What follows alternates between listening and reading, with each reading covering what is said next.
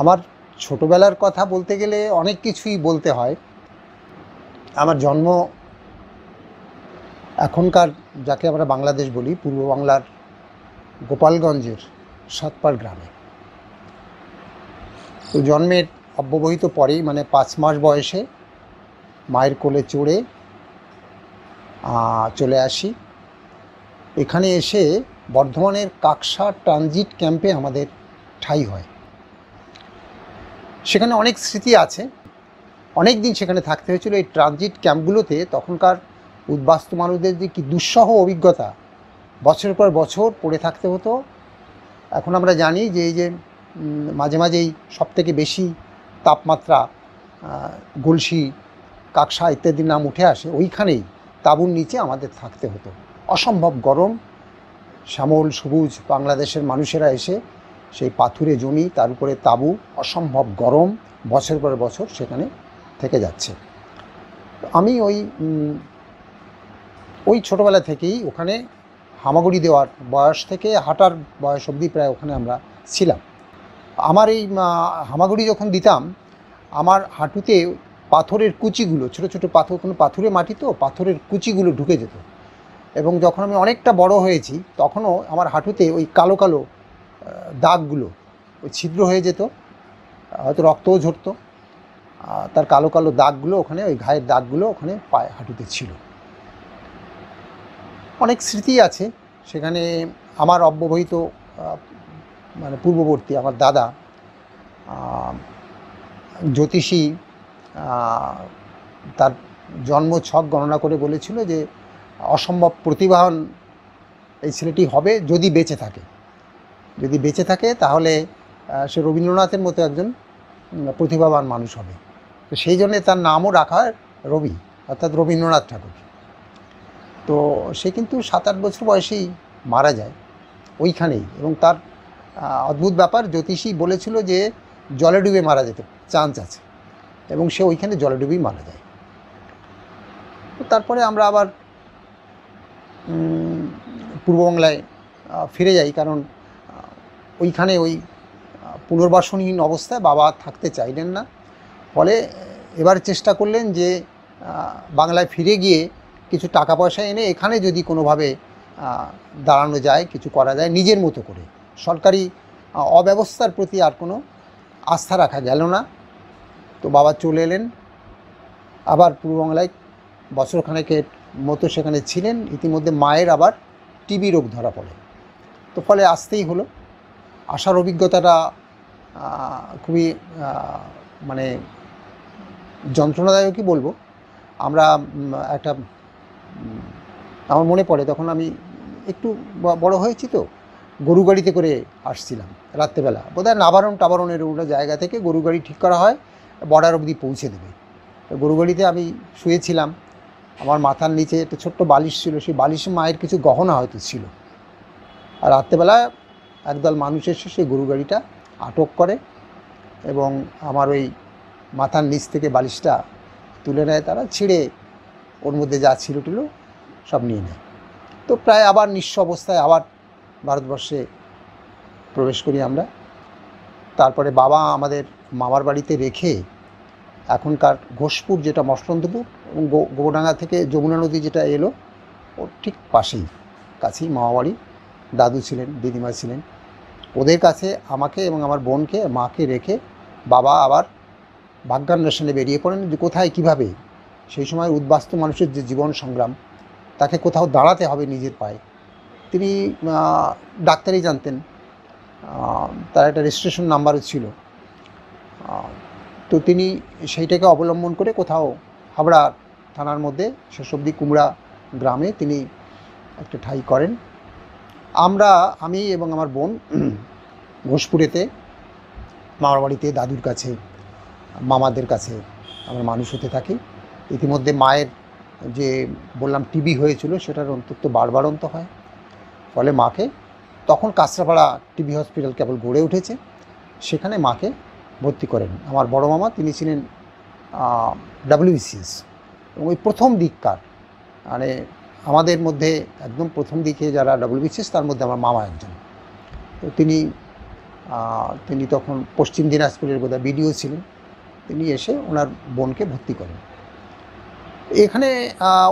ওইখানে ঘোষপুর স্কুলে আমি পড়াশুনো করি, সেখানে অনেক স্মৃতি আছে। তার মধ্যে একটা বলি, যেটা বললে বোঝা যাবে যে আমার যে এই জার্নি সাহিত্য সংস্কৃতির ইত্যাদি, তার একটা সূচনা ঘটে ওখানে। আমি যখন ক্লাস 2তে পড়ি, সেই সময় ওই স্কুলে একটা নাটক করা হবে বোধহয় রবীন্দ্র জয়ন্তী ইত্যাদি উপলক্ষে। তো সেখানে একটি ভালো ছেলে এবং একটি খারাপ ছেলে, আরও কিছু চরিত্র ছিল। তো ওই খারাপ ছেলেটি ওই নোংরা থাকে, মারপিট করে, এ করে তা করে। ওই চরিত্রে আর কেউ অভিনয় করতে চাইছে না। তখন মাস্টারমশাইরা নাটকটা করতেই পারছেন না। সেই সময় আমাকে বলেন, তুই করবি? আমি বললাম, হ্যাঁ করবো। তো ওই খারাপ ছেলেটির চরিত্রে আমি অভিনয় করি। এবং মজার ব্যাপার হলো যে সেরা অভিনেতার পুরস্কারটা আমার ভাগ্যেই জোটে। আমি সেরা অভিনেতা হিসেবে মনোনীত হই এবং আমাকে একটা বই দেওয়া হয় পুরস্কার হিসেবে। সেটি দেব সাহিত্য কুটিরের তখন ওই ছোট ছোট ছোট বই পাওয়া যেত। আমার বোধহয় একটা নাটকের বই ছিল, ঝাঁসি রানী কি এরকম একটা কোনো বিষয় নাটকের বই ছিল। এইটা আমার প্রথম গল্পের বই পড়া, ওই নাটকের বইটা আমার প্রথম পড়া। তো আমি অনুপ্রাণিত হলাম যে আমি নাটক করলাম, পুরস্কার পেলাম এবং ওই বইটা পেলাম। বইটা আমার একদম একান্ত আমার বই। পরে আমি ওই গল্পের বইটা, আমি নাটকের বই পড়তাম এবং ওইটা পড়তে পড়তে আমার আরও কিছু বই পড়ার একটা নেশা আস্তে আস্তে এসে যায়। বাবা একটা প্রাইমারি স্কুল ইতিমধ্যে শিক্ষকতার চাকরি পেয়েছেন। ওই স্কুলে বরঘাটা মেঠোপাড়া প্রি প্রাইমারি স্কুল, ওই স্কুলে ক্লাস 4-এ আমি ভর্তি হই এবং 4-এ একমাত্র ছাত্র আমি। নতুন স্কুল, তখন তো ছাত্রও নেই, আর তখন ছাত্রও খুব কম সংখ্যক ছিল। আর ওখানে বিনিময় করে পূর্ববাংলা থেকে কিছু পরিবার এসেছিল তাদের, এবং খুব কাছাকাছি পাড়ুই পাড়া কিছু ছিল তার কিছু ছাত্র, সেগুলোকে তাদেরকে বাবা গিয়ে অনেক সময় বাড়ি থেকে নিয়ে আসতেন। আর স্থানীয় মুসলিম ছাত্রছাত্রী কিছু তারা থাকতেন। ওইখানে আমার ওই স্কুলে ক্লাস 4-এ আমার পড়াশুনো। তারপরে তো দক্ষিণ বাংলা হাই স্কুলে পড়াশুনো করি। তো সেখানে দক্ষিণ বাংলা হাই স্কুলে ক্লাস 7-এ যখন পড়ি, তখন আমার বাংলার শিক্ষক নারায়ণ পাল, তিনি লেখক ছিলেন, লেখালেখি করতেন। তিনি বলেন, সবাইকেই বলেন যে তোমরা লেখা দেবে। তো আমার হঠাৎ মনে হলো আমি এটা লেখা দেব। এবং ওই স্কুলটা ছিল নাংলার বিলের পাশেই, একদম জানলা থেকেই বিল দেখা যেত। কচুরি ফুল ফুটে থাকতো, শাপলা ফুটে থাকতো। তো তখন আমরা ওই রবীন্দ্রনাথের বোধহয় মতিবিল একটি কবিতা ছিল, হ্যাঁ মতিবিল, তো সেই মতিবিলের অনুকরণে আমি নাংলার বিল কবিতাটা লিখি। তো এই হচ্ছে আমার কবিতা লেখার হাতেখড়ি। আর তার আগে একটু কথা বলি যে এই সাহিত্য সংস্কৃতির দিকে আমাকে আবৃত্তি করতে হবে, বক্তৃতা করতে হবে স্কুলে। সেই বয়সে কোনো বাচ্চা ছেলে, আমাদের মতো ক্লাস 5-6-এ পড়ি, কেউ বক্তৃতা করতো না। তো আমার বাবা আমাকে বলতেন, না বক্তৃতা করতে হবে। মাস্টারমশাইদের বলে দিতেন রবীন্দ্র জয়ন্তী বা অন্য কোনো অনুষ্ঠান হলে ও বলবে। ফলে আমার এই যে বলার অভ্যাসটা, সেই ছোটোবেলায় বাবার প্রেরণা এবং আবৃত্তি। এটা আবার মা ওখান থেকে, মা তখন হাসপাতালে, মা কখনো কখনো নিজে কবিতা লিখে পাঠাতেন, তার নিজের লেখা কবিতা। কখনো কখনো রবীন্দ্রনাথের, তখন 1961 সালে রবীন্দ্র রচনাবলী কেবল প্রকাশিত হয়েছে শতবর্ষে, সেইটা ওই হাসপাতালের লাইব্রেরিতে ছিল। উনি অসম্ভব আগ্রহী পাঠিকা ছিলেন। তিনি ওইখান থেকে বই সংগ্রহ করে রবীন্দ্র রচনাবলীর কপি করতেন খাতায়, কারণ ওটাতে কেনার সামর্থ্য আমাদের ছিল না। ওই খাতাগুলো আবার বাড়িতে পাঠিয়ে দিতেন। তার থেকে হয়তো বলে দিতেন যে এইটা এই অংশটুকু তুমি পড়বে, এই গান্ধারীর প্রতি আবেদন। বহুবার আমি আবৃত্তি করেছি। মায়ের কথাটা একটু বলি, নাহলে বোঝা যাবে না। আমার মা ছিলেন মতুয়া পরিবারের বিশিষ্ট, মতুয়া পরিবারের সদস্য। আমার মেজ দাদুর নাম গুরুচাঁদ চরিতে রয়েছে, আর ওনার বাবার নাম গুরুচাঁদ চরিতে শেষ দিকে তাদের নামের উল্লেখ রয়েছে। সেই পরিবারে মা। তো মা যখন বছর দেড়েকের মার বয়স হয়তো এরকম হবে, তো আমার দাদু এবং দিদিমা ওনাকে রেখে ওরাকান্দি ঠাকুর বাড়িতে যান বারুনির সময়। তখন গুরুচাঁদ ঠাকুর বেঁচে। গুরুচাঁদ ঠাকুর আমার দাদু দিদিমা সবাইকে খুব ভালোবাসতেন, চিনতেন। তো ছোট্ট বাচ্চা, 1.5 বছরের বাচ্চাকে রেখে গেছে, সে খুব কান্নাকাটি করছিল।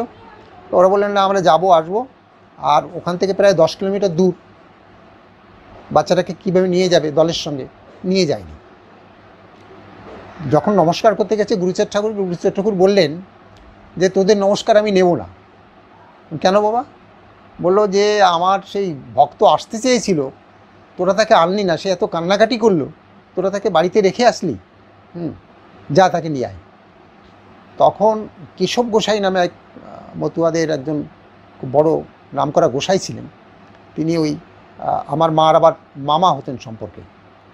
তিনি তখন ছুটলেন, ওই 10 কিলোমিটার ছুটতে 10 কিলোমিটার কম হবে না জায়গাটা, ওরাকান্দি থেকে দেলবাজার কান্দি মানে জলির পাড়, হয়তো একটু বেশিই হবে। উনি ছুটতে গেলেন এবং আমার মাকে কাঁধে করে নিয়ে আবার ওরাকান্দি চলে আসলেন। প্রচণ্ড এনার্জি ছিল ভদ্রলোকের, আমি দেখেছি, বড় হয়েও দেখেছি তাকে, অসম্ভব। আর 1-1.5 ঘন্টা নিজে ছুটতে পারতেন, দৌড়তে পারতেন, এরকম এনার্জি ছিল তার। উনি নিয়ে আসলেন, গুরুচাঁদ ঠাকুর আশীর্বাদ করে বলেছিলেন যে এই মেয়েটিকে তোমরা লেখাপড়া শেখাবে। তারপরে তিনি বলেছিলেন যে এর যে গর্ভে যে সন্তানেরা আসবে তারা অনেক বড় কাজ করবে, এরকম কিছু একটা বলেছিলেন তিনি, যার জন্য মতুয়া সমাজে ওই আমার মাকে আশীর্বাদ করেছেন, এটা মতুয়া সমাজে খুব পরিচিত ছিল। এবং আমি যখন ছোটো মামাবাড়িতে থাকি তখন ওই মহোৎসব বলে কোথাও গেলে লোকে আমাকে ধরে নিয়ে আসতো, যে আমার মায়ের নাম করে বলতো তার ছেলেটি কোথায়, ওই আসরে এনে দাঁড় করাতো, বলতো যে গুরুচাঁদ ঠাকুরের আশীর্বাদ আছে এরপরে, ওই যে মাতৃসূত্রে। তো এই যে গুরুচাঁদ ঠাকুরের, আমরা অলৌকিকতা আমি নিজেও বিশ্বাস করি না, কিন্তু তার একটা বিশেষ ধরনের কোনো ক্ষমতা ছিল মানুষের মন বোঝার বা মানুষকে বোঝার। সেই পরিবারের ভেতর থেকে আমার বড় হওয়া। এই হচ্ছে একদম প্রথম যদি বলি যে কী করে আমার ভেতরে উত্তরাধিকার সূত্রে লেখার বা মতুয়া আন্দোলনের প্রতি, মতুয়া সমাজের প্রতি ঝোঁক, কিংবা নিজের লেখালেখি, মায়ের লেখালেখি, অথবা কিভাবে এই বক্তৃতা করতে হবে তার সূচনা, এইগুলো কিন্তু আমার ছোটোবেলায় এভাবেই শুরু হয়। এই স্কুল জীবনের সঙ্গে সংযুক্ত আরও 2-1টি কথা বললে আর একটু সেই সময়টাকে বোঝা যাবে। আমি খেলাধুলো করতে ভালোবাসতাম। আসলে আমার বাবা ছিলেন একজন নামকরা ফুটবলার, কলকাতার মাঠেও তিনি ফুটবল খেলেছেন, কিন্তু বাবা আমাকে খেলা করতে দিতেন না। তো ওই লুকিয়ে চুরিয়ে খেলা করতে যেতে হতো, পড়াশোনায় ঘাটতি পড়তো, মা ছিলেন না, নিজের হাতে রান্না করে খেতে হতো। বাবা কখনো করতেন, বাবা ডাক্তারিও করতেন আর প্রাইমারি স্কুলের শিক্ষকতা, আর রান্নাটার দায়িত্ব প্রায় আমারই থাকতো। ওই আমি ক্লাস 3 পরেই 4 থেকে আমি নিজের হাতে রান্না করা শিখতে হয়েছে। রান্না করতে পারতাম কিনা জানি না, কিন্তু চালে ডালে ফুটিয়ে একটু তরকারি রান্না করা, আর সেই সময় ওই পাতা কাঠি যে দিয়ে ঠেলে রান্না করতে হতো। তার পরবর্তীকালে কয়লা এলো, কয়লা ভেঙে আমরা রান্না করতাম। আমার বোন ছোট ছিল, তো যখন ক্লাস 7-এ পড়ি তখন মা আবার হাসপাতাল থেকে ফিরে আসেন এবং 1 বছরের মাথায় মা মারাও যান। ফলে আমার যে দুঃখ কষ্টের যে লড়াই যেটা চলছিল সেটা আবার আমার জীবনে ফিরে আসে। তো এই সময় কয়েকটি ঘটনা ঘটে। আমি স্কুলে স্পোর্টসে খুব ভালো ছিলাম। একবার আমি স্কুলের ক্রীড়া প্রতিযোগিতায় সব বিভাগ মিলিয়ে 3টি বিভাগে ফার্স্ট হয়ে চ্যাম্পিয়ন অফ দ্য চ্যাম্পিয়ন, সেইটা স্কুলের পুরস্কার, সেটা আমি লাভ করি। এবং তখন জননেতা হেমন্ত বসু, স্বাধীনতা সংগ্রামী হেমন্ত বসুকে সেবার আনা হয়েছিল স্কুলের অনুষ্ঠানে। ভবানী মোহন মজুমদার তিনি ওই স্কুলের প্রতিষ্ঠাতা ছিলেন, তার সঙ্গে যোগাযোগ ছিল। তো হেমন্ত বসুর হাত থেকে আমি পুরস্কার নিয়েছিলাম, এটা আমার কাছে একটা স্মৃতি। আর একটি স্মৃতি এই সময় আছে, 1967 সাল বোধহয়, তখন ক্লাস 8-এ পড়ি আমি। সেই সময় যোগেন্দ্রনাথ মণ্ডল, মহাপ্রাণ যোগেন্দ্রনাথ মণ্ডল, বাংলার রাজনীতিতে, বিশেষত দলিত রাজনীতিতে তার একটা প্রবল অবদান আছে। বাবা সাহেব আম্বেদকরকে তারই উদ্যোগে এখান থেকে সংবিধান পরিষদে জিতিয়ে পাঠানো সম্ভব হয়েছিল। তো তিনি ওই সময় বারাসাত কেন্দ্রে ভোটে দাঁড়ান। তো সেই উপলক্ষে তার আগে থেকেই তিনি একবার আমাদের বাড়িতে আসেন। এখানে একটু বলে রাখা দরকার যে কেন তিনি আমাদের বাড়িতে এলেন। বাবা এমনিতে খুব পরিচিত ব্যক্তি ছিলেন, ভালো ফুটবলার ছিলেন সেই হিসেবেও বটে। আর জগন্নাথ মণ্ডলের সঙ্গে আমাদের একটি সম্পর্কের সূত্র ছিল। সেটা হচ্ছে যে আমাদের বাংলাদেশে এইটাকে খুব একটা, এই বন্ধনটাকে একটা খুব গুরুত্ব দেওয়া হতো। সেটা হচ্ছে বংশ জ্ঞাতি, যেটাকে বলা হয়। একই বংশধারা থেকে জগন্নাথ মণ্ডল এবং আমরা একই বংশের লোক ছিলাম, অর্থাৎ হয়তো বহু পুরুষ আগে থেকে আলাদা হয়ে গেছে। সেটা হচ্ছে যশোরের প্রতাপাদিত্যের যে ঢালি সেনাপতি ছিলেন মহেশ মণ্ডল হচ্ছে ওই 96,000 ঢালি সেনার সেনাপতি ছিলেন। তো সেই মহেশ মণ্ডলের বংশধর যোগেনবাবুরাও, আমরাও, এবং আরও এরকম বিখ্যাত কয়েকজন ছিলেন। তার মধ্যে জননেতা বিরাটচন্দ্র মণ্ডল, বাগ্মীও বলা হয় তাকে, তারপরে মুকুন্দবিহারী মল্লিক, এই সমস্ত বিখ্যাত মানুষেরা সকলেই কিন্তু ওই মহেশ মণ্ডলের বংশধর। যাই হোক, সেই সূত্রেই তিনি আমাদের বাড়িতে আসেন এবং আমি বার দুই তিন তার সংস্পর্শে আসি। তখন আমি ছোট। যোগেনবাবু আমার দাদু হন, ফলে আমি সেই মতো করে তার সঙ্গে কথাবার্তা বলি। তিনি যে অত বড় নেতা তখন তো আর আমি জানি না। ও নানান কিছু কথাবার্তা এইভাবে। তার নির্বাচনী প্রচারেও আমি সেই সময় তার মিছিলে অংশ নিই এবং তার একটি বক্তৃতা শোনার আমার অভিজ্ঞতা হয়। খারোর মাঠে সেই বক্তৃতাটা হয়েছিল। অসাধারণ বাগ্মী মানুষ। আমরা যখন উনি বক্তৃতা শুরু করে একটু দেরিতে, রাত হয়ে গেছিল, 4-5 জন মানুষ আমরা দাঁড়িয়েছিলাম। আর উনি যখন বক্তৃতা শেষ করছেন তখন ওই শীতের রাত্রে লোকে বাড়ি থেকে লণ্ঠন নিয়ে এসে পুরো মাঠটা ভরে ফেলেছে। তাহলে একজন মানুষের বক্তৃতার শক্তি কেমন থাকলে মানুষকে বিছানা থেকে তুলে এনে মাঠে দাঁড় করিয়ে দিতে পারে। এইটা হচ্ছে আমার এই স্মৃতির মধ্যে স্কুলের এই স্মৃতি। তারপরে খাদ্য আন্দোলনের সেই দুঃসময়ে তখন খাবার জুটত না, মাইলো, আটাও পাওয়া যেত না প্রায়। ফলে সেই সময়ে আমাদের প্রায় না খেয়ে মরার মতন অবস্থা। সেই সময় কিছুদিনের জন্য আবার আমাকে পূর্ববাংলায় বাবা পাঠিয়ে দেন ঠাকুরদাদার ওখানে। আমাদের তো প্রচুর জমি জমা ছিল। দেশভাগের একটু প্রসঙ্গ বলি যে এই দেশভাগটা যেটা হলো তার আগে এটা মানুষের ধারণা ছিল যে খুলনা জেলা এটা ইন্ডিয়ার মধ্যে পড়ে যাবে। তো এরকম একটা কথাবার্তা যখন চলছে তখন আমাদের পরিবার 565 বিঘার একটা জমি মৌভোগ, খুলনার মধ্যে মৌভোগের সেখানে তারা রাখেন। কিন্তু দুর্ভাগ্যবশত সেটাও পাকিস্তানের মধ্যে পড়ে যায়। ফলে এই দুর্ভাগ্যটা ছিল। যাই হোক, আমাদের অবস্থা সেখানে ভালোই ছিল। তো সেখানে আবার আমি ফিরে যাই। সেই 7 পার ফিরে যাওয়ার যে অভিজ্ঞতা এবং একটা নতুন দেশ দেখার যে অভিজ্ঞতা, মানুষ দেখার অভিজ্ঞতা, একটা নতুন সংস্কৃতি, সেটা এর আগে তো আমার ওইভাবে অনেক ছোটোবেলায় আমি গেছি, সেই স্মৃতি ছিল না।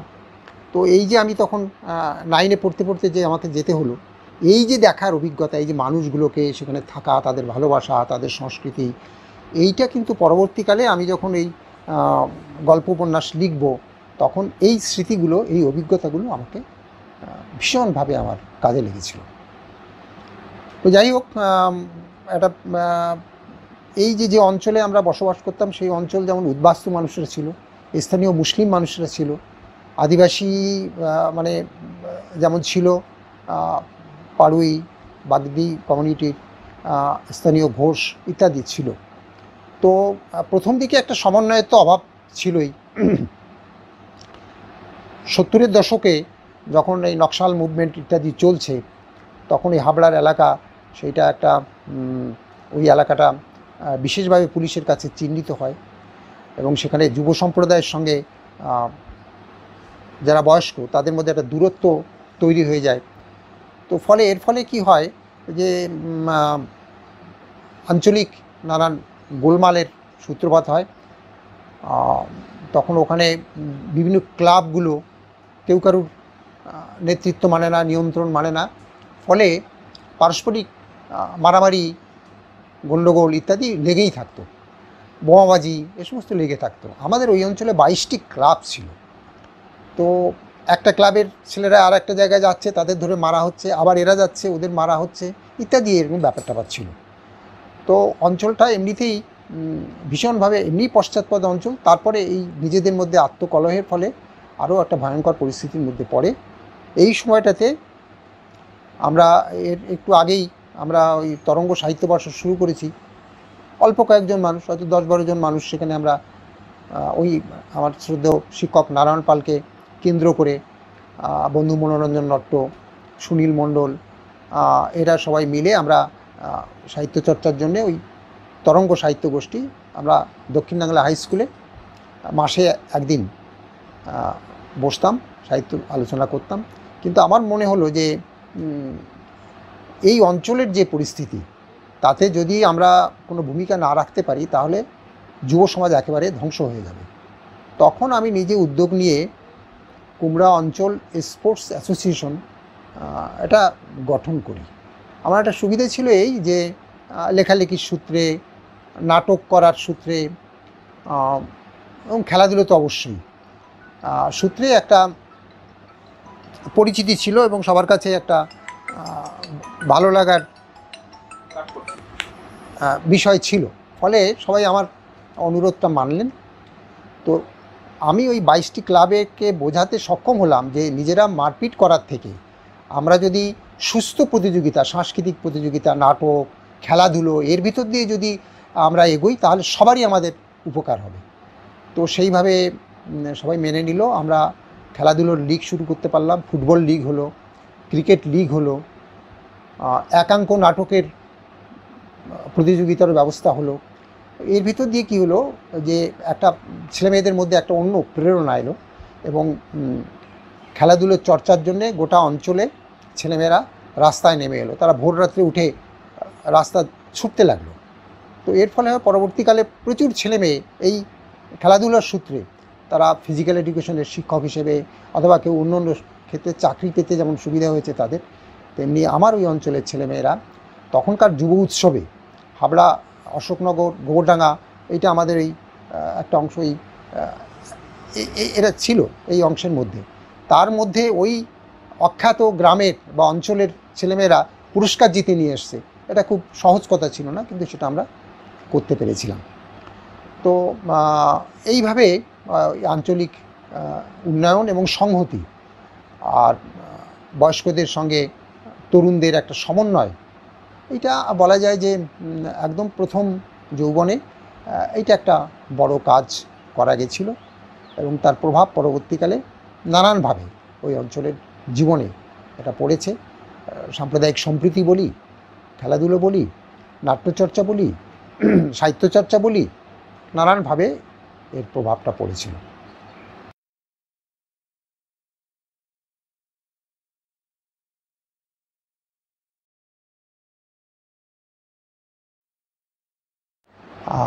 আমার কর্মজীবন একটাই, সেটা হচ্ছে রিজার্ভ ব্যাঙ্ক অফ ইন্ডিয়া। সেখানে আমি 1983 সালে রিজার্ভ ব্যাঙ্কে যোগ দিই কয়েন নোট এক্সামিনার হিসেবে। যদিও ইচ্ছা ছিল কলেজে বা স্কুলে শুরু করব, কিন্তু প্রবল দারিদ্র্যের সঙ্গে লড়াই করা, তো রিজার্ভ ব্যাঙ্কের চাকরি যখন পেয়ে গেলাম তখন সেখানেই ওখানে একটা অসাধারণ পরিবেশ পেলাম, যার জন্য রিজার্ভ ব্যাঙ্কটা ছেড়ে আসার হলো না। আমার যারা সহকর্মী ছিলেন, অগ্রজ সহকর্মী, বিশেষ করে association, reserve bank employees association, তার যারা কর্মী এবং নেতৃবৃন্দ অসম্ভব আন্তরিক এবং সহযোগিতা প্রবণ মানুষ সমস্ত, এবং অনেকে বিচিত্র প্রতিভাধর ব্যক্তি, খেলাধুলার জগৎ থেকে সাহিত্য সংস্কৃতির জগতে প্রতিভাধর ব্যক্তিরা সব সেখানে ছিলেন। ফলে তারাও যেমন আমাকে প্রবলভাবে আঁকড়ে ধরলেন এবং আমি গ্রামের একটি ছেলে, পশ্চাৎপদ সমাজের ছেলে, কিন্তু তারা আমাকে সর্বতভাবে সাহায্য সহযোগিতা করেন। আমার লেখালেখির ক্ষেত্রে, অন্য ক্ষেত্রে সর্বত সহযোগিতা তারা করেছেন। ফলে রিজার্ভ ব্যাঙ্কটা আমার আর ছেড়ে আসা হলো না। তো এই রিজার্ভ ব্যাঙ্কে কাজ করতে করতেই সাহিত্য সংস্কৃতির আন্দোলনের সঙ্গেও গভীরভাবে আরও জড়িয়ে পড়ি। এই সময়ে আমরা 1985 সালের পরবর্তীকালে 87-তে মসলন্দপুরে নকুল মল্লিক, আমার অগ্রজ প্রতিম লেখক একজন, তিনি আমি যখন কুমড়াতে থাকতাম মাঝে মাঝে তিনি আসতেন সাহিত্যের আলোচনা, অন্য আলোচনায়। তিনি তখন একটু রাজনৈতিকভাবে বহুজন সমাজ পার্টির সঙ্গে যুক্ত, ফলে দলিত আন্দোলনটা তার ভাবনার মধ্যেই ছিল। তো আমরা ওনার উদ্যোগে, মণিমণ্ডল ছিলেন, হরেন্দ্রনাথ ভক্ত, এরকম কয়েকজন মিলে মসলন্দপুরে প্রথম, এটা বাংলায় প্রথম দলিত সাহিত্য সম্মেলন, এটা প্রথম হয় 1987 সালে। তো সেখানে অনেক বাংলার বিভিন্ন জায়গা থেকে অনেকে এসেছিলেন। 2 দিন ধরেই সম্মেলন হয়েছিল। সেখানে আমাকেও যুক্ত করা হয় এবং সহ সম্পাদকের দায়িত্ব দেওয়া হয়। তো এটা হচ্ছে আমরা দলিত যে আন্দোলন, সাহিত্য আন্দোলন, তার সূচনাটা কিন্তু এইভাবে মসলন্দপুরের এই সম্মেলন থেকে। তারপরে 1992-তে যখন বাংলা দলিত সাহিত্য সংস্থার জন্ম হয়, সেই সময় তার সঙ্গে আমি যুক্ত হই। ভায়নায় প্রথম সম্মেলন হয়। এই সময়ে আরেকটি বড় কাজই, আন্দোলনই বলবো, সেটা আমরা করি। সেটা হচ্ছে চুনি কোটাল, একজন আদিবাসী মেয়ে, শবর কন্যা। চুনি কোটাল তিনি বিদ্যাসাগর ইউনিভার্সিটিতে MA পড়তে এসেছিলেন। তো একজন শবর মেয়ে, যাদেরকে নানানভাবে নিগৃহীত করা হয় সমাজে, চোর বদনাম দেওয়া হয়, সেই সমাজের একটি মেয়ে সে পড়তে এসছে, এটা ভদ্রলোক মানুষেরা এটা মেনে নিতে পারলেন না। অধ্যাপক থেকে ছাত্রছাত্রীরা তাকে নানাভাবে উত্ত্যক্ত করত। তো আত্মহত্যা করেন চুনি কোটাল। ও আমরা এইটার প্রবল প্রতিবাদে নামি। রিজার্ভ ব্যাঙ্ক SC/ST যে অ্যাসোসিয়েশন ছিল, তারা একদিন টিফিনে, ওই ঘটনার পরের দিনই 16ই আগস্ট চুনি কোটাল মারা যায়, 17ই আগস্ট আমরা রিজার্ভ ব্যাঙ্কের গেটে একটা বড় সভা করি। কিন্তু আমার মনে হলো যে এই প্রতিবাদটা শুধুমাত্র একটা গেটে, একটা ব্যাংকের গেটে হওয়াটাই বড় কথা নয়, এইটা সর্বত্র ছড়িয়ে দেওয়া দরকার। তখন মন্ডল হেমব্রম ছিলেন আদিবাসী সমাজের একজন খুবই মেধাবী এবং শিক্ষিত মানুষ। তিনি আমার সহকর্মী ছিলেন, অগ্রজ সহকর্মী।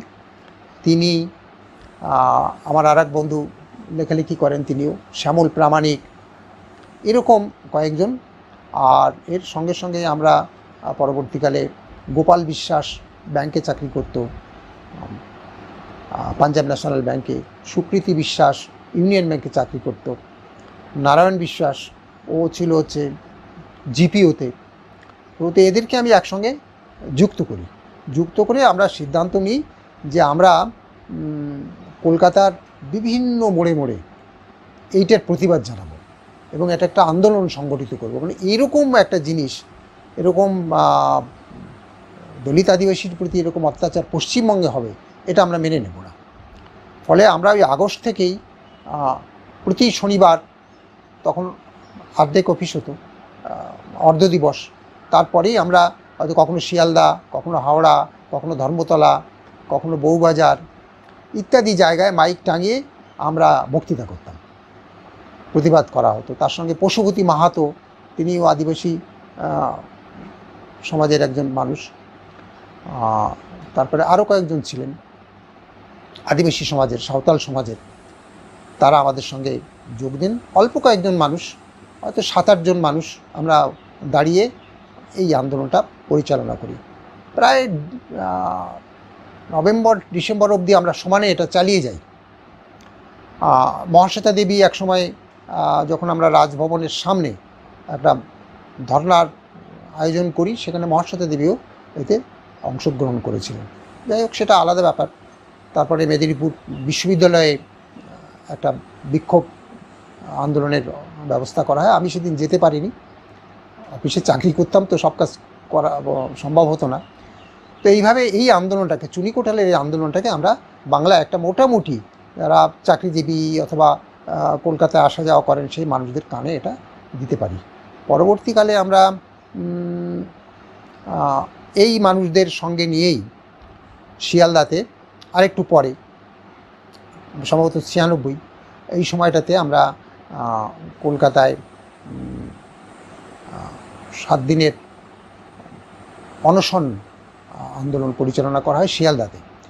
সেটা হচ্ছে তপশিলি সমাজের অনেকগুলো দাবি দেওয়া নিয়ে। সংরক্ষণ ঠিকমতো মানা হয় না, স্কুল কলেজে ভর্তির সুযোগ থাকে না, সংরক্ষণের যে সুবিধাগুলো সেগুলো ঠিকঠাক করে মানা হয় না, নানান রকমের যে বঞ্চনার ব্যাপার ছিল চাকরি ক্ষেত্রে বা অন্য ক্ষেত্রে। তো তার জন্যে আমরা ওইখানে অনশন আন্দোলন পরিচালনা করি। দিনের পর দিন সেখানে আমাদের ছেলেরা অনশন আর করতেন, আর আমরা ওইখানে বক্তৃতা, সাংস্কৃতিক কবিতা আবৃত্তি, নাটক, এই সমস্ত আমরা আয়োজন করতাম।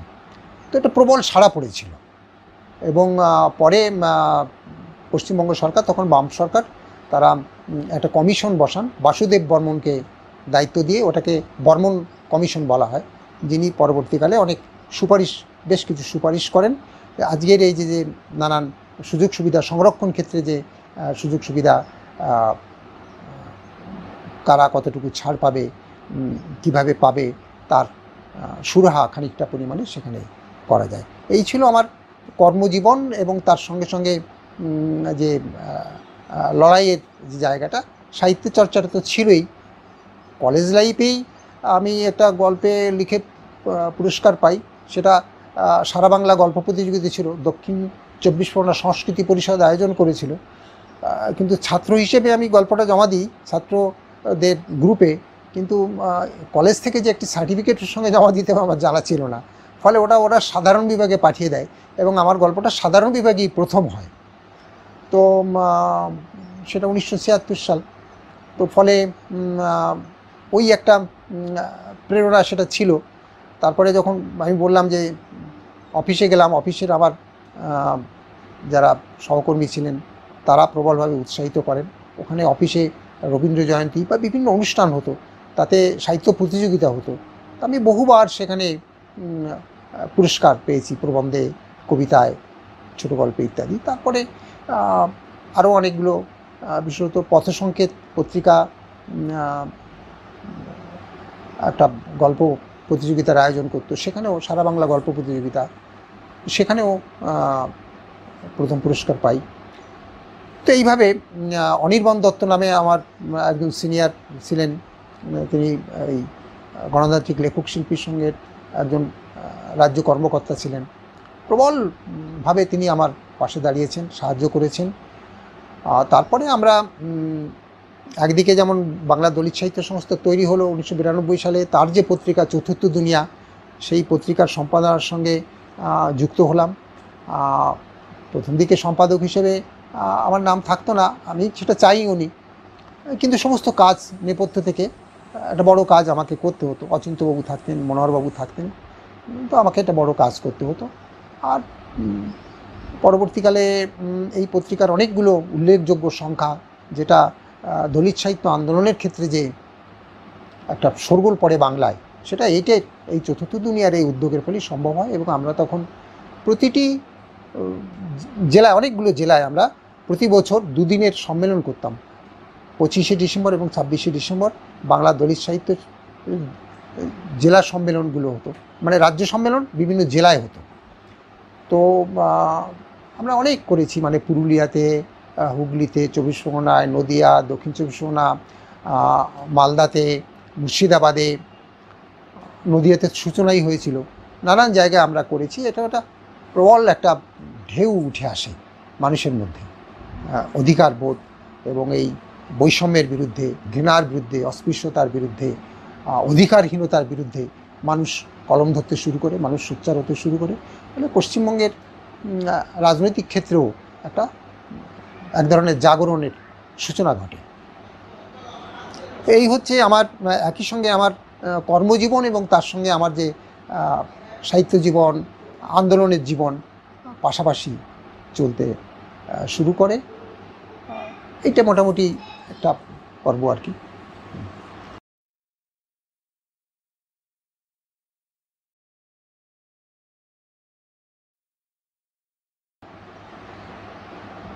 আমার বলাকা আসাটা আমার জীবনের ক্ষেত্রে একটা বিশেষ ঘটনা অবশ্যই। আমি যে অঞ্চলে ছিলাম কুমড়া থেকে যখন এখানে আসি, এটা হচ্ছে 1988 সালে বলাকার কর্তৃপক্ষের সঙ্গে একটা যোগাযোগ ঘটে এবং এখানে আমাকে একটা প্লট দেওয়ার ব্যবস্থা হয়। তারপরে 90 সালে বাড়ি করে আমি এখানে গৃহপ্রবেশ করি 90 সালে। তো এখানে আসাটা আমার পক্ষে একটু কঠিন ছিল, কারণ যে অঞ্চলে ছিলাম আমি সেই অঞ্চলের আমি অনেক কথা বলেছি। আমার অঞ্চলের ছেলেরা, বিশেষত আমার যে নিজস্ব যে ক্লাব ছিল মাস্টারদের সুজেশন ক্লাব, সেই ক্লাবের ছেলেরা কিছুতেই আমাকে, গ্রামবাসীরা কিছুতেই আসতে দেবে না। দুবার ওই যে ছোটো লরি যাতে করে মালপত্র আনতে যাব, সেটা যখন বাড়ির সামনে দাঁড়িয়েছে তখন গ্রামের মানুষেরা, ক্লাবের ছেলেরা এসে লরিওয়ালাকে হটিয়ে দিয়েছে যে এখান থেকে যাবে না। যাই হোক, আমার পক্ষে আসাটা খুব কঠিন ছিল তাদের বন্ধন ছিঁড়ে। তো এখানে এসে আমি আবার একটা নতুন পরিবেশ পেলাম, কোঅপারেটিভ।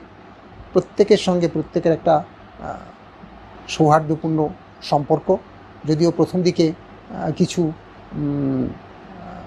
বিষয়ে হয়তো মনোমালিন্য কারুর সঙ্গে ছিল, সেটা পরবর্তীকালে আমরা কাটিয়ে উঠেছিলাম।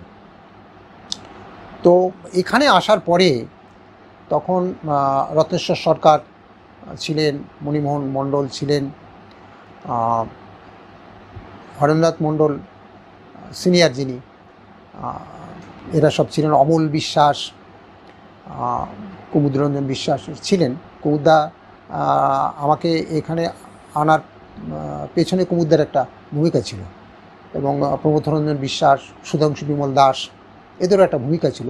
এই পরবর্তী দুজন এরা রিজার্ভ ব্যাঙ্কেই কাজ করতেন, ফলে ওরাও চাইছিলেন যে আমি এই বলাকার একজন সদস্য হই। এখানে আসার পরে আমি দেখলাম যে বলাকা তৈরির সময়টাতে সমস্যা ছিল। পারিপার্শ্বিক যারা মানুষেরা তারা চাইছিলেন না বলাকায় একটা বিশেষ অংশের মানুষ, একটা বিশেষ শ্রেণীর মানুষ, পশ্চাৎপদ শ্রেণীর মানুষ এখানে এসে এরকম একটা জায়গায় একটা আবাসন গড়ে তুলুক, এটাতে খানিকটা বাধা, তাদের মানসিক বাধা ছিল। যাই হোক, আমরা যখন এলাম তখন দেখলাম যে বলাকায় সবাই যেহেতু চাকরি বাকরি করে, আর এই পশ্চাৎপদ সমাজের মানুষ যারা বামনগাছির বিভিন্ন জায়গায়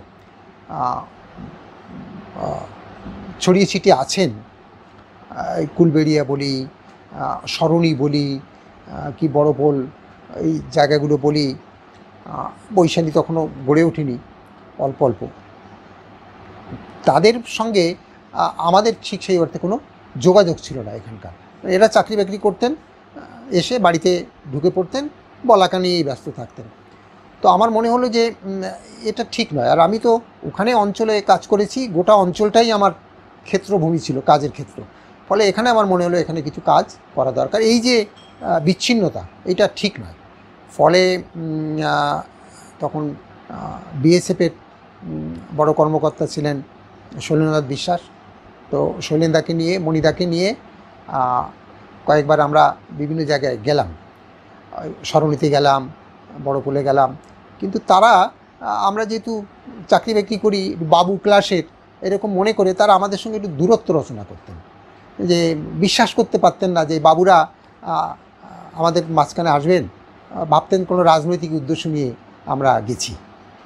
তারা সে বলতেন যে কি কোনো রাজনীতির ব্যাপারটা পারে না, রাজনীতির ব্যাপার নয়, আপনারা এই সমাজের মানুষ, আমরাও একই সমাজের মানুষ, আপনারা কেমন আছেন, আপনাদের সঙ্গে যোগাযোগ করার জন্য, সম্পর্ক রক্ষা করার জন্য আমরা এসেছি।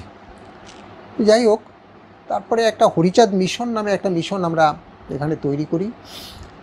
মণিদা, মণিমোহন মণ্ডল, তিনি উদ্যোগ নেন। আমরা টাকা পয়সা জোগাড় করে, মণিদারই বেশি উদ্যোগ ছিল টাকা পয়সা জোগাড়ে করে, ওই জায়গাটা আমরা রেজিস্ট্রি করি, সেখানে একটা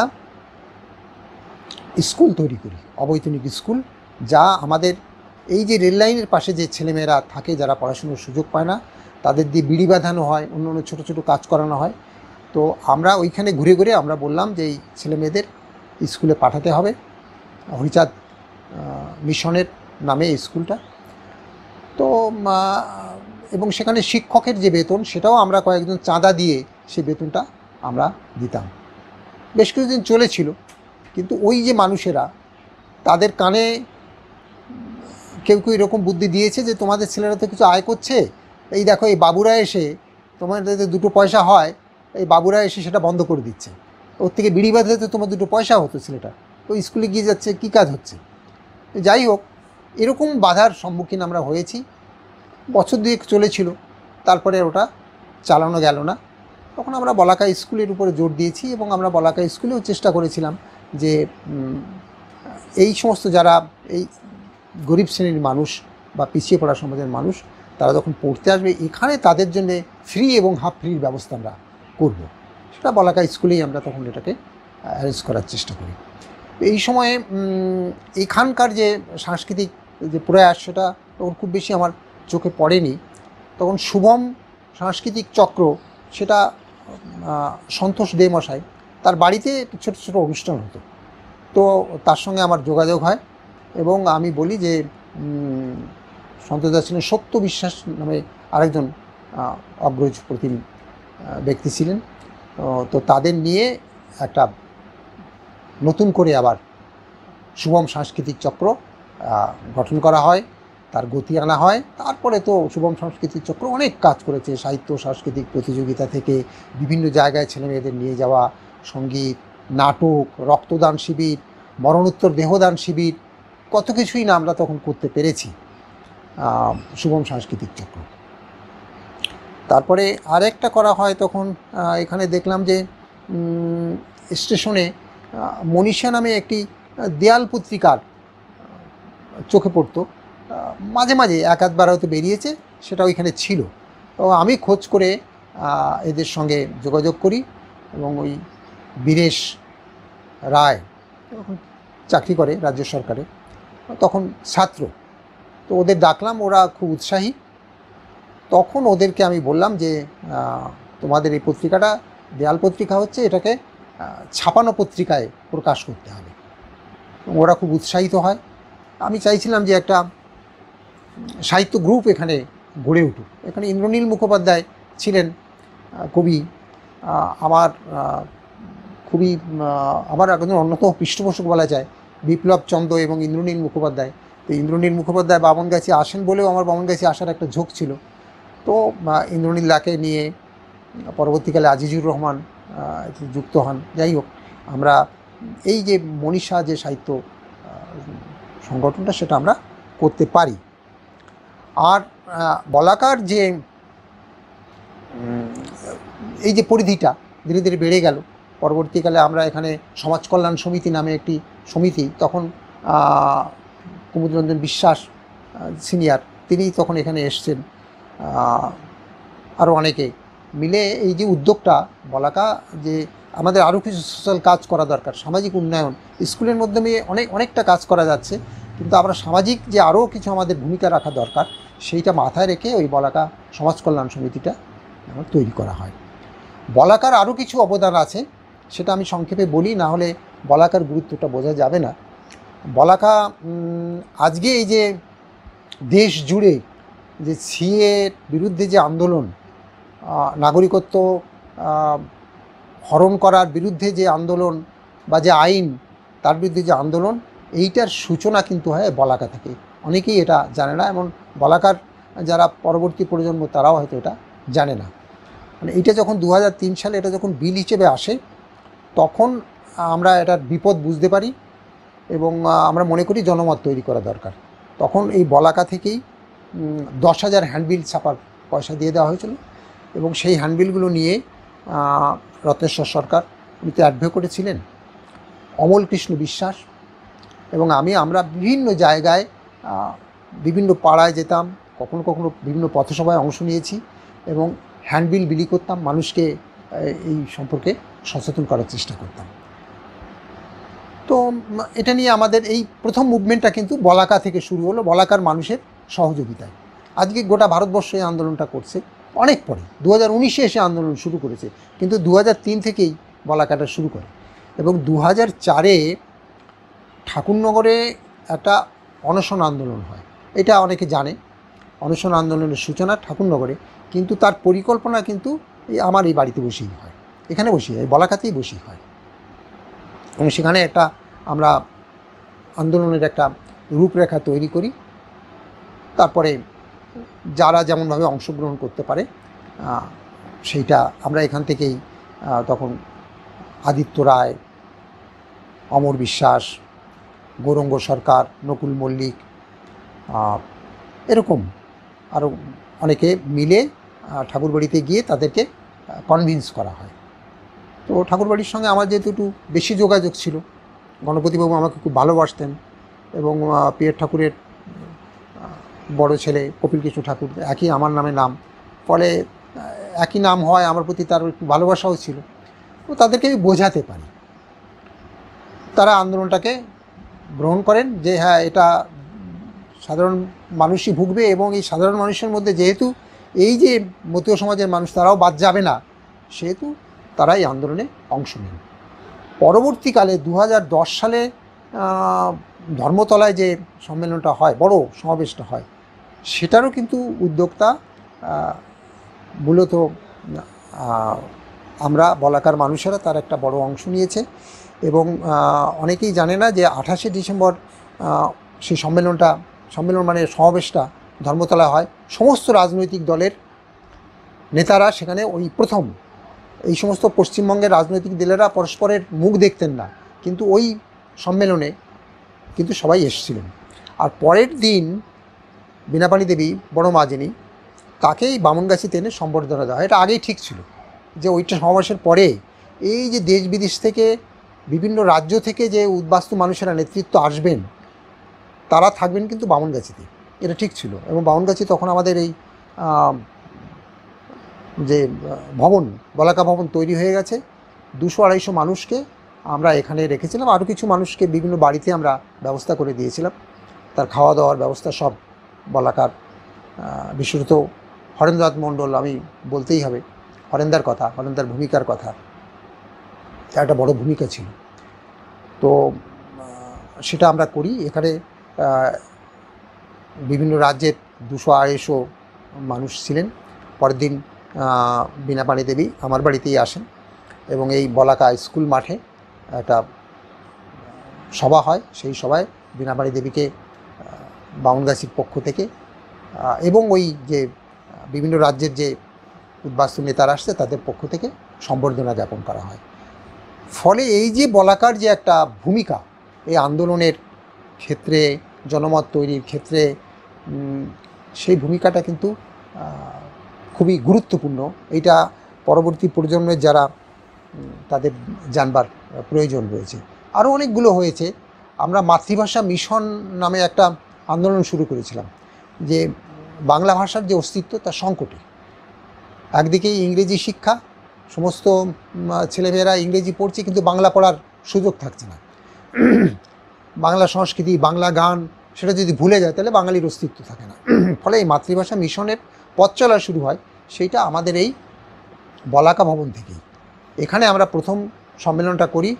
ত্রিপুরার শিক্ষামন্ত্রী অনিল সরকার তিনি আসেন, তিনি এর উদ্বোধন করেন, এবং তারপরে আমরা শুরু করি।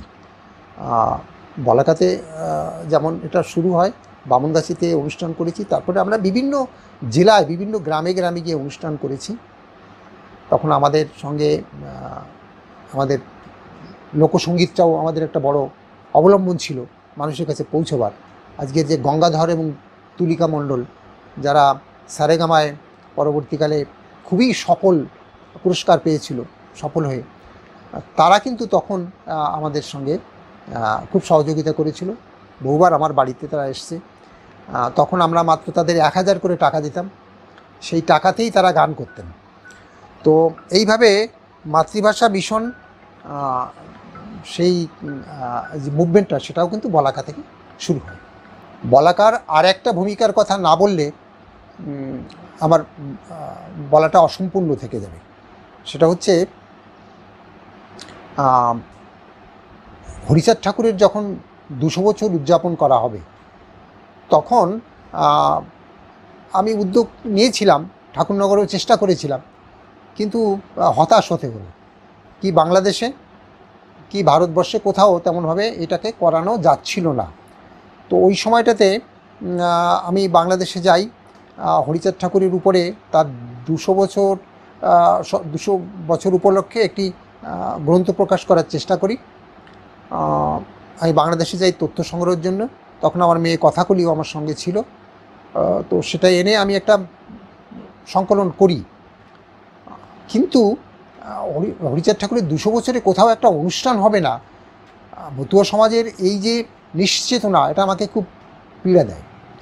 তো উদ্যোগটি নিয়ে আমরা যে এই বামনগাছিতেই আমরা এই সম্মেলনটা করব। এইটা 2012 সালে আমরা এই সম্মেলনটা আমরা করতে পারি এবং বিশেষভাবে সহযোগিতা পাই। অবশ্যই হরেন্দ্রনাথ মণ্ডলের সর্বাধিক সহযোগিতা ছিল, তার সঙ্গে স্বপন সরকার, সুজন সমদ্দার, আর আমাদের পার্শ্ববর্তী আরও অনেকেই খুব সহযোগিতা করেছিলেন এবং বামনগাছির সর্বস্তরের মানুষ এগিয়ে এসেছিলেন। প্রবল উদ্দীপনার সঙ্গে সমস্ত বামনগাছি পরিক্রমা করে মিছিল। তারপরে এখানে দুদিনের যে অনুষ্ঠানটা হয়, সেখানে সম্মেলন, কবিগান, সম্বর্ধনা সবই ছিল। তো কবিগানেরও ব্যবস্থা ছিল এবং আমরা বলা যায় খুব সফলভাবে গোটা পশ্চিমবঙ্গ এবং বাংলাদেশ কোথাও যে কাজটা করতে পারিনি, হরিচাঁদ ঠাকুরের 200 বছরের দ্বিশতবর্ষ উদযাপন, সেইটা কিন্তু একমাত্র সঠিক সময় একমাত্র এই বলাকা সহযোগিতায় বলাকাতেই সম্পন্ন হয়েছিল। এটা একটা গুরুত্বপূর্ণ একটা ব্যাপার। পরবর্তীকালে যদিও আমি লেগে থেকে হরিপদ বিশ্বাস এমএলএ, তার সহযোগিতায় মহাজাতি সদনে একটা সম্মেলন করা হয়, সেটা মহাজাতি সদনে, এবং সেখানে আমারই পরিকল্পনা ছিল যে বড়বাবু যিনি কপিল ঠাকুর, তিনি একটা গাড়িকে রথের মতো করে তিনি কয়েকটি জেলা পরিক্রমা করবেন, এবং সেটা হয়েছিল। ফলে বলাকার এই যে ভূমিকাগুলো এগুলো রয়েছে। এবং আমরা আরেকটা কথা এইখানে বলি যে বলাকা স্কুল, সেটি কিন্তু খুবই সুনামের সঙ্গে কাজ করতে পেরেছে এবং এখান থেকে বৃত্তি পেয়েছে, যেটা এই অঞ্চলে বৃহত্তর বামনগাছিতে আর কোনো স্কুল পায়নি। ফলে সেদিক থেকে বলাকার যে সামাজিক শিক্ষা বা মানুষের পাশে দাঁড়াবার এবং আন্দোলন পরিচালনা করার অথবা সাংস্কৃতিক ক্ষেত্রে তার যে অবদান রাখার, সেটা কিন্তু বলাকা রাখতে পেরেছে এবং আগামী দিনেও এই কাজটা বলাকা করতে পারবে বলে আমি বিশ্বাস রাখি।